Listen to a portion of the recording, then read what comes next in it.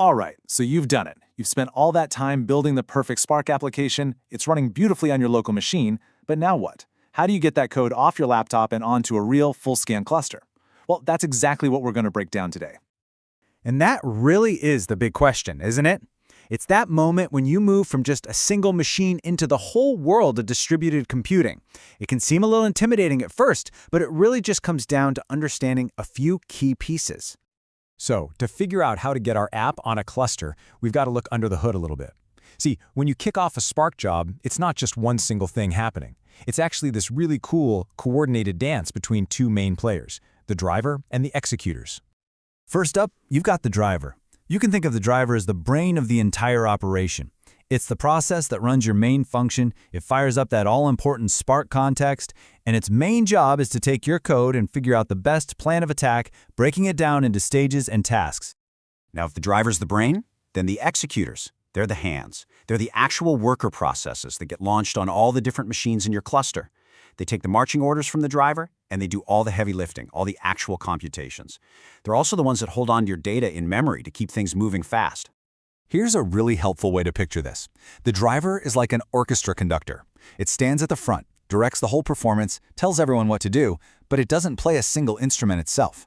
The executors are the musicians, each one playing their specific part to create the final piece of music. Okay, so we have our conductor and our musicians. We've got a team. But where do they play? They can't just exist in a vacuum, right? They need an environment, something that manages all the resources like CPU and memory. And that's where the cluster manager comes in.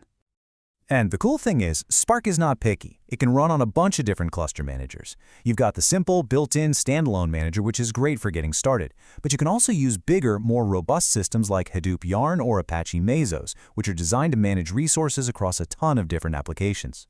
The big takeaway here is Spark's flexibility. It just slots right into whatever infrastructure you already have.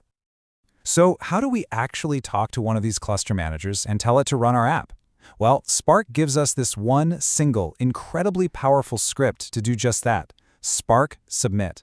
I want you to think of this as your universal remote for launching Spark jobs. It doesn't matter what cluster manager you're on, this is your command center. When you use Spark Submit, you just pass it a few flags to set things up. You use -master to tell it which cluster manager you want to connect to. You tell it how much memory each executor should get, how many total CPU cores your app needs, and most importantly, you decide where that brain, your driver program, is actually going to run. And this, right here, brings us to probably the single most important decision you'll make when you launch your application, the -deploy mode flag. This one little setting controls where your application's brain lives, and that choice has huge implications for how everything works. You've got two main choices. First, there's client mode. In this mode, the driver runs right there on the machine you're submitting from, like your laptop. This is amazing for interactive development and debugging because you see all the output in real time. The catch, your machine is now part of the cluster and it has to stay on. Then there's cluster mode. Here, your driver gets packaged up, shipped over to the cluster, and runs on one of the worker nodes. This is absolutely the way to go for production. You submit the job, close your laptop, and walk away. The cluster handles everything. So, which one is right for you? Well, it really just boils down to what you're doing. Are you in the middle of developing, testing things out, exploring data in a notebook? Client mode is your best friend. Are you deploying a finished, long-running job that needs to be super reliable and not tied to your machine?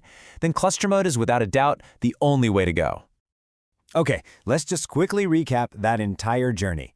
Your application is a team, with the driver as the conductor and executors as the musicians. They perform in a venue, which is managed by a cluster manager. You launch the whole show using Spark Submit, and you make that one critical decision. Does your conductor run locally in client mode, or does it run inside the venue with the musicians in cluster mode? Hey, if you found this breakdown useful, the best way to let us know is to hit those like and subscribe buttons. It really does help us make more of these explainers on the topics you want to know about.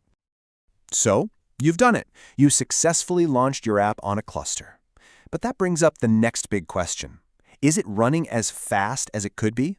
You know, getting it to run is one thing, but getting it to run efficiently, well, that's a whole other challenge.